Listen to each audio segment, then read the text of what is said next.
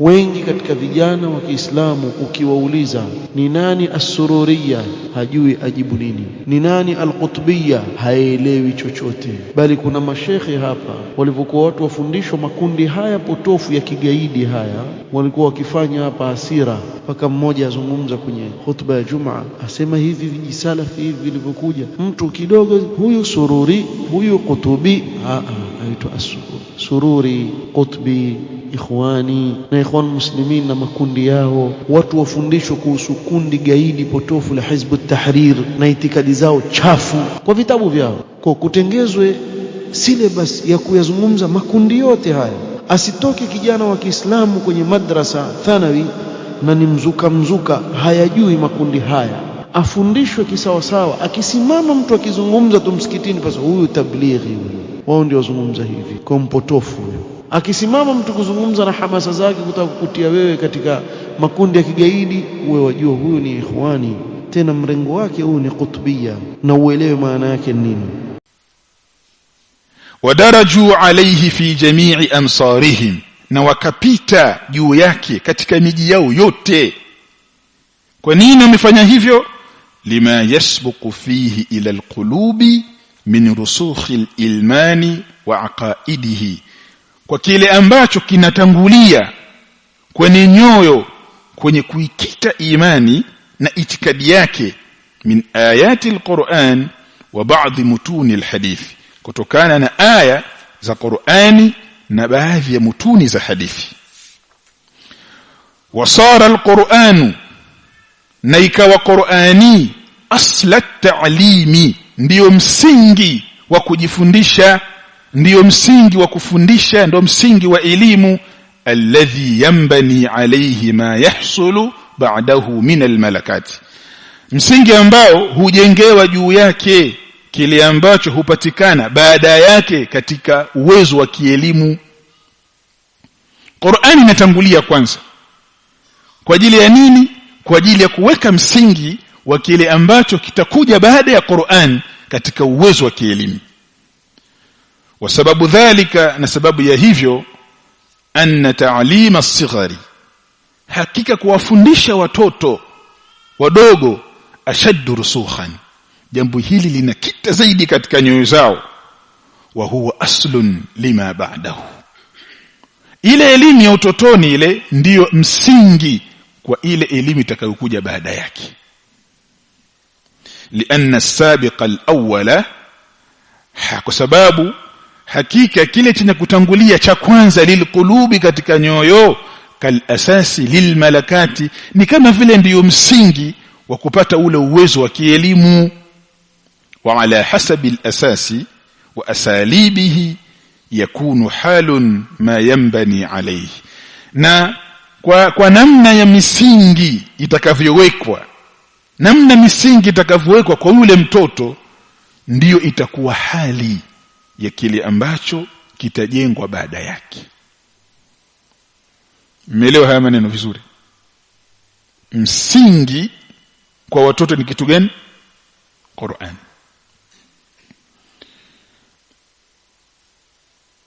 Sitaki kuuliza hapa mzazi mmoja baada ya mwingine kwamba wewe mtoto wako ana juzuu ngapi, mtoto wako wewe amehifadhi juzuu ngapi. Tukianza kuuliza hapa tutatiana aibu, au tuulizane?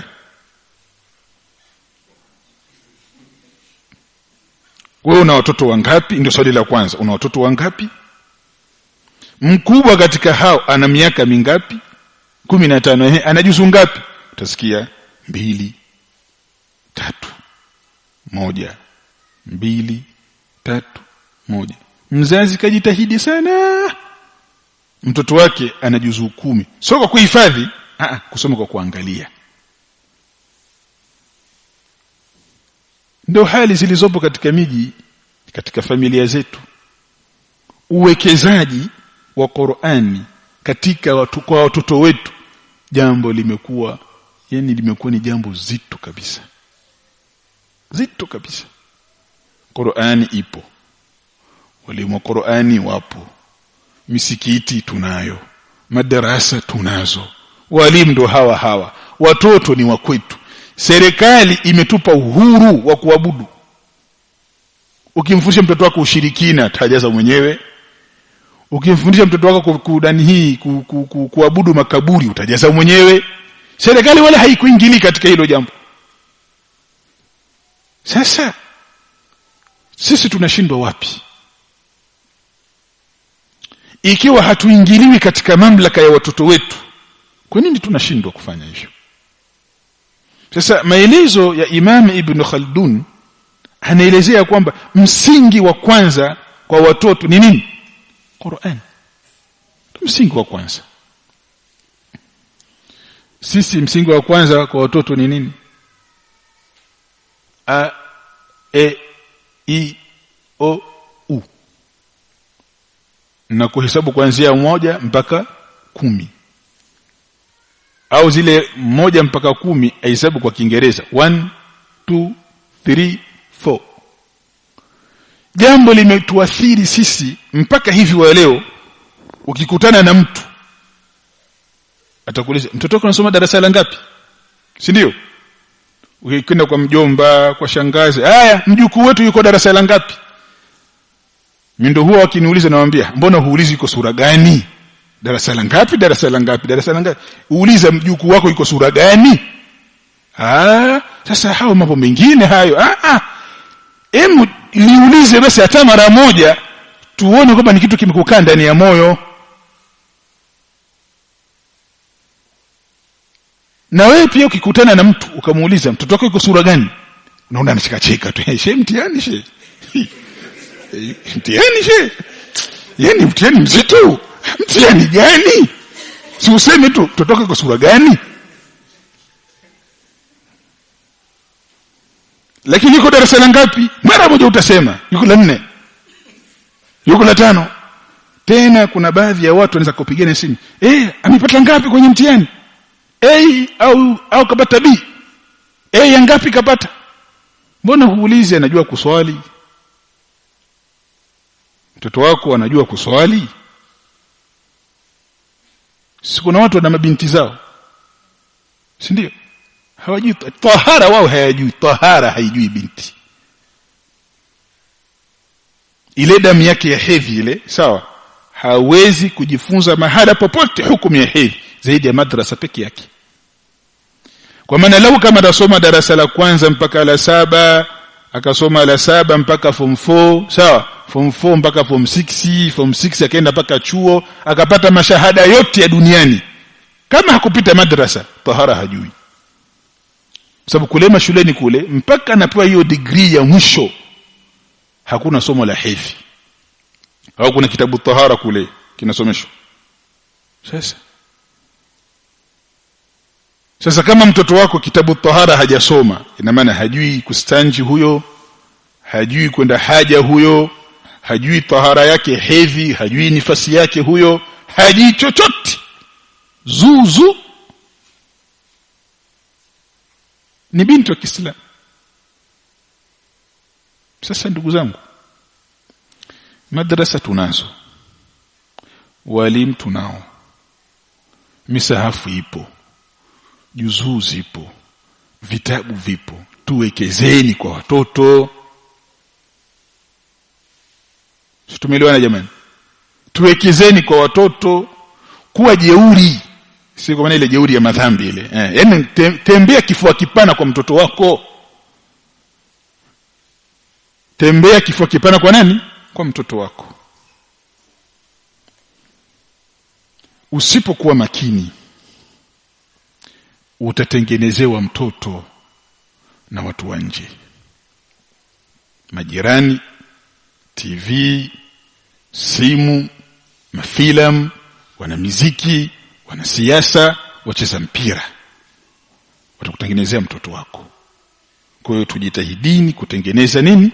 Watoto wetu. Tuwekezeni katika upande wa madrasa. Tuwekezeni sana katika upande wa madrasa. Yaani unatakiwa uonyeshe wivu katika familia yako juu ya madrasa. Mtoto asipokwenda madrasa unakasirika kuliko mtoto anapokuwa hajaenda shule.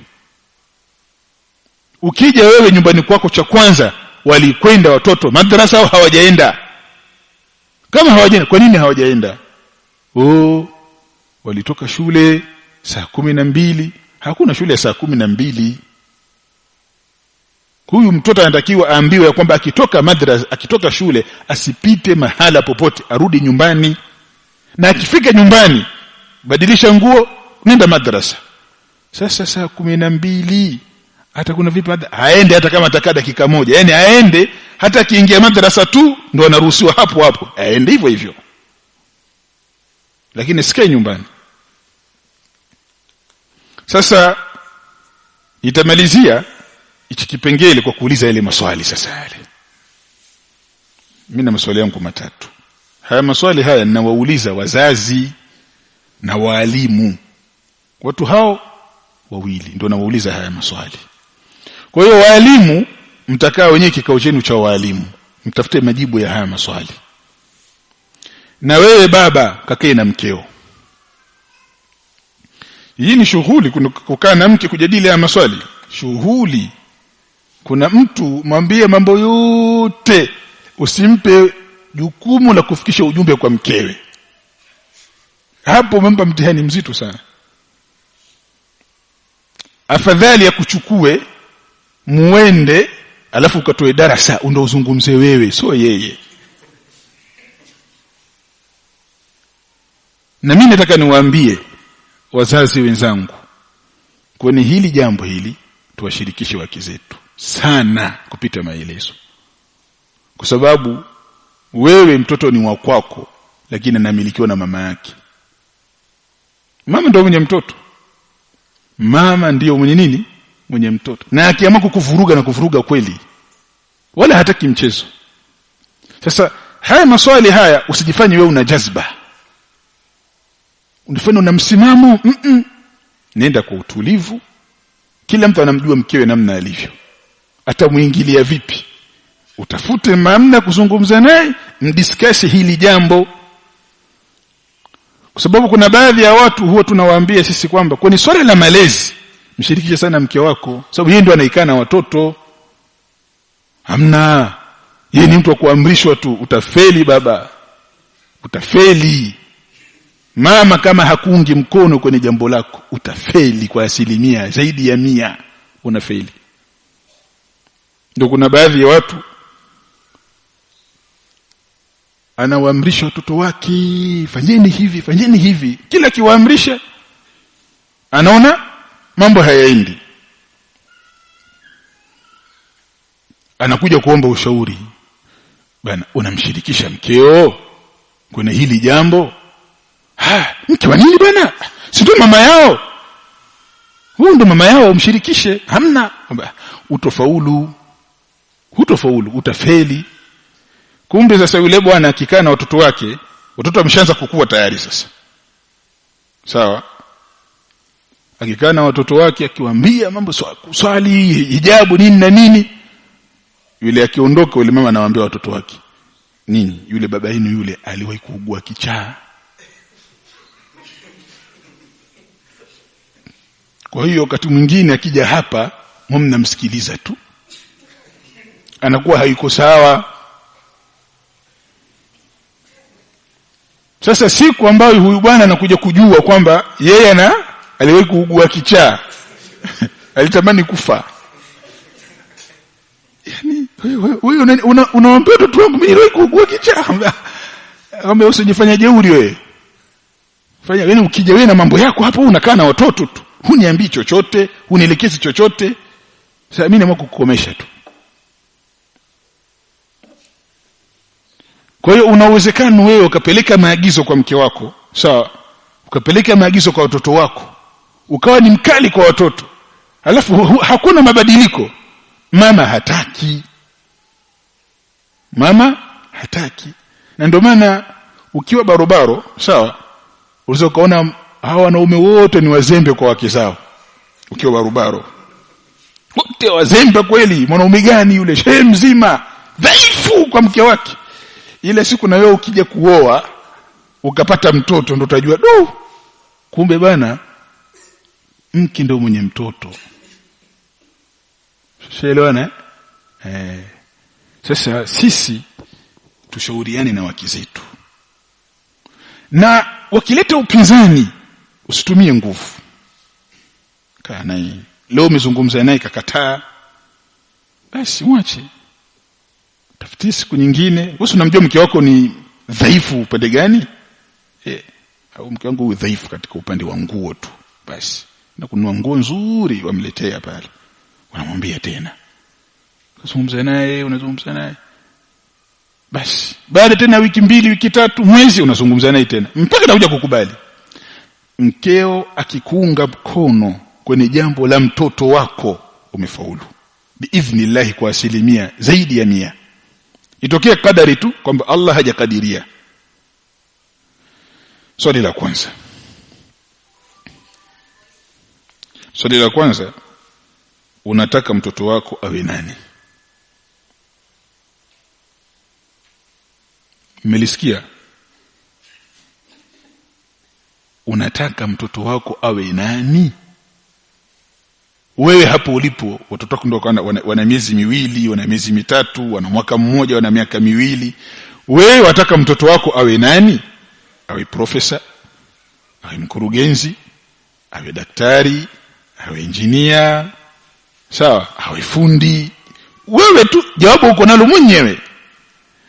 Kama mpaka sasa hili jawabu la hili swali huna, basi fanya haraka utafute jawabu lake. Tafuta jawabu lake mapema kabisa. Na hata kama mke wako ana mimba, ile mimba ile itafutie jawabu. Huyu atakayezaliwa hapa atakuwa ni nani? Tafuta jawabu. Hili jawabu hili lazima ushare na mkeo. Tafute mke wako, kaa naye. Hivi wewe unavoona yule mtoto wetu wa kwanza yule wa kike yule, unapenda awe nani wewe? Mimi nataka awe daktari. Sawa. Basi sijui tayari. Lakini mimi napenda yule awe mama wa nyumbani. Haiwezekani. Yaani aje kutawaliwa kama mimi ninavotawaliwa mamake na wewe babake. Hapo mwanamke hapo anazungumza kwa hisia. Sawa? Hajatumia nini? Akili. Basi unamwacha. Kwa sababu hiyo habari haziendelei tena hapo. Unatulia tu. Baada tena ya mwezi mmoja, miezi 2, kuna siku nilikuuliza lile swali lile, unalikumbuka? Yani ile jambo liache kabisa, usiliingilie kabisa. Basi taratibu unakwenda mpaka unapata jawabu. Unataka mtoto wako awe nani? Swali zito au swali jepesi? Swali zito sana, sio swali jepesi. Hili swali hili tunaligeuza kwa walimu wa madrasa. Hawa wanafunzi mnaowakusanya nini hawa? Mkawafundisha. Kwa nini mnataka wawe kina nani? Mnataka wawe kina nani? Walimu mnaokusanya wanafunzi na mkawasomesha, mkawapatia chakula, sawa? Mnahangaika huko, jamani wanafunzi hawana vyakula. Kwani hawa mnataka wawe kina nani? Hasa malengo yenu hasa nini? Mnataka hawa wawe kina nani? Mna wanafunzi 15, 20 watoto wadogo mnao. Ukikaa mwenyewe na tuna wanafunzi wengi, tuna wanafunzi 150. Wanafunzi 150. Mnataka wawe kina nani hawa wanafunzi 150?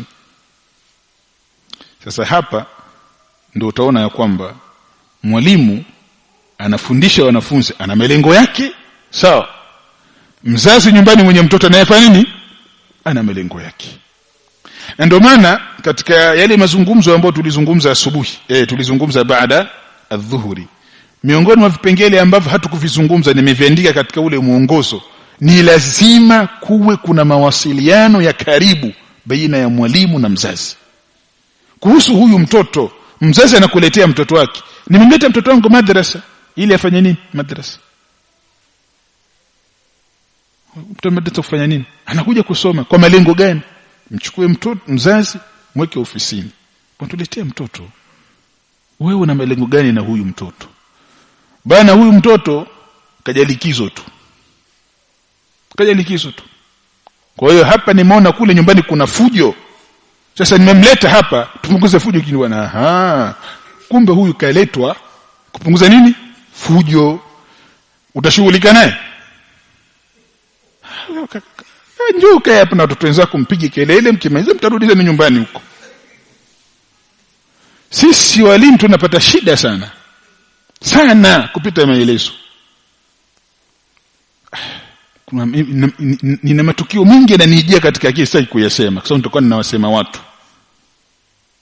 Yaani unaweza kaminyana na mwanafunzi wewe, sawa?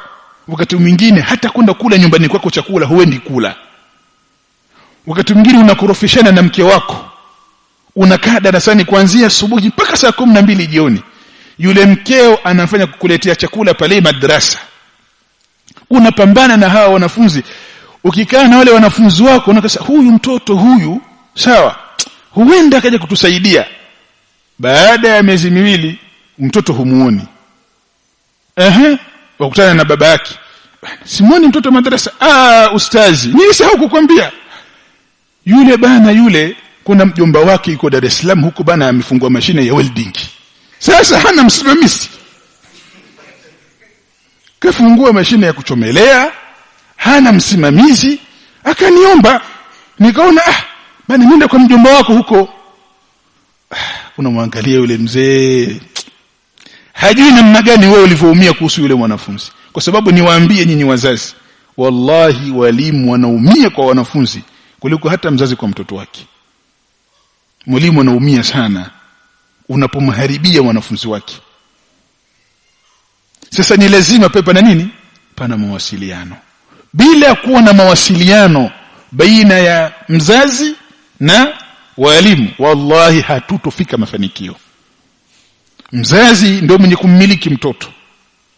Kwa akichukua maamuzi, atachukua maamuzi na mtoto atamsikiliza mzazi wake. Kwa hiyo wewe mwalimu, kabla hujapanga mikakati kwa huyu mwanafunzi, uuliza huyu mtoto huyu mna malengo gani na yeye? Swali la kwanza limeeleweka.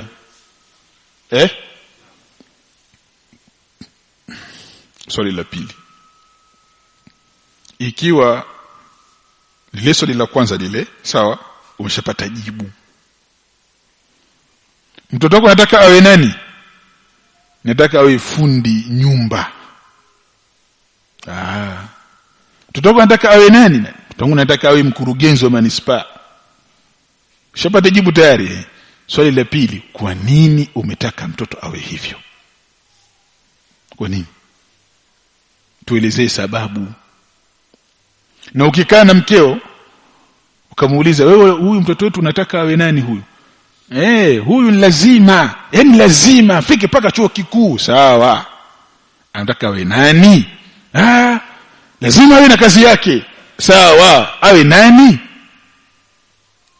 Huyu bana mimi napenda awe nesi. Sawa. Si ndio jibu hilo? Kwa nini unapenda awe nesi? Tuletee sababu za kimsingi za kufanya mtoto wako awe nesi. Hawezi kutoa jawabu. Hawezi kutoa nini? Jawabu.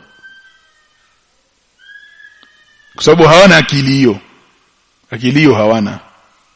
Wenyewe unasukuma na hisia. Akishinda kutoa jawabu sasa, wewe ndio sasa unampa darasa. Mimi naona huyu mtoto awe mama ntili yetu.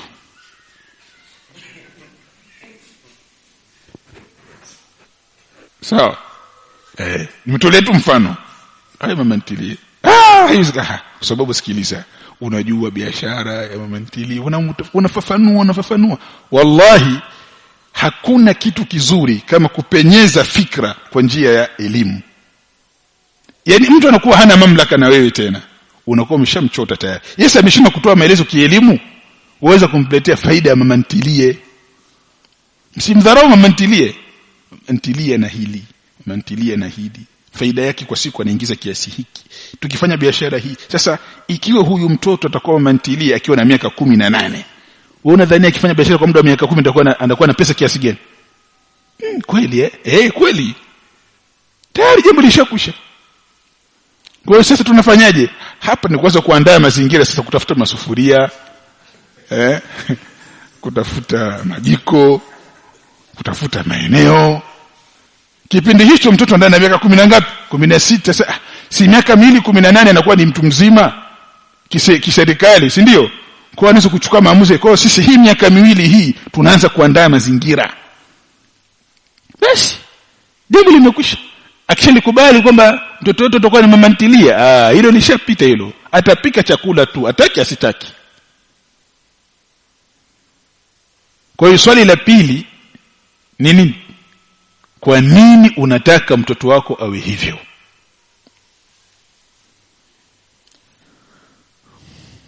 Swali la mwisho. Baada ya kuwa umeshapata sababu ya yale maamuzi kwa mtoto wako unataka awe hivyo, swali la tatu ni ipi nafasi ya maslahi ya dini kwenye hilo ulilochagua? Dini itanufaika vipi? Basi hilo lilichagua hilo, ukaelezea sababu. Baada tumeshajua uchaguzi wako na sababu zake tumeshazijua, dini sasa itapata vipi manufaa? Maslahi ya dini hapa yako wapi? Kama katika mjadala wenu maslahi ya dini hayatokuwepo, hakuna mpango, hiyo ni hasara. Yaani ni hasara 100%.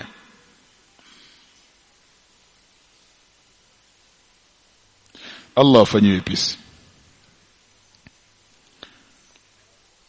Kwa wale ambao hawajaoa barobaro, basi haya maswali wayachukue, yatawasaidia katika maisha yao. Kwa sisi ambao tumeshaoa, tuna watoto tuko nao, kama majibu ya maswali haya hatuna, basi kaa kwanza wewe mwenyewe kabla hujampelekea mkeo, sawa, upate majibu ya haya maswali matatu. Kwa nini mtoto wako unataka awe nani? Kwa nini umeamua mtoto wako awe hivyo? Ni yapi maslahi ya dini? Dini itanufaika vipi kupitia maamuzi hayo?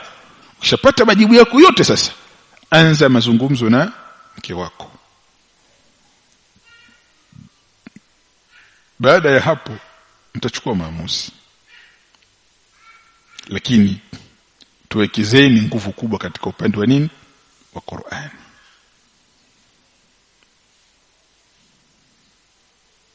Kabla sijafunga mhadhara wangu, kuna maneno nataka nizungumze lakini sirekodiwe.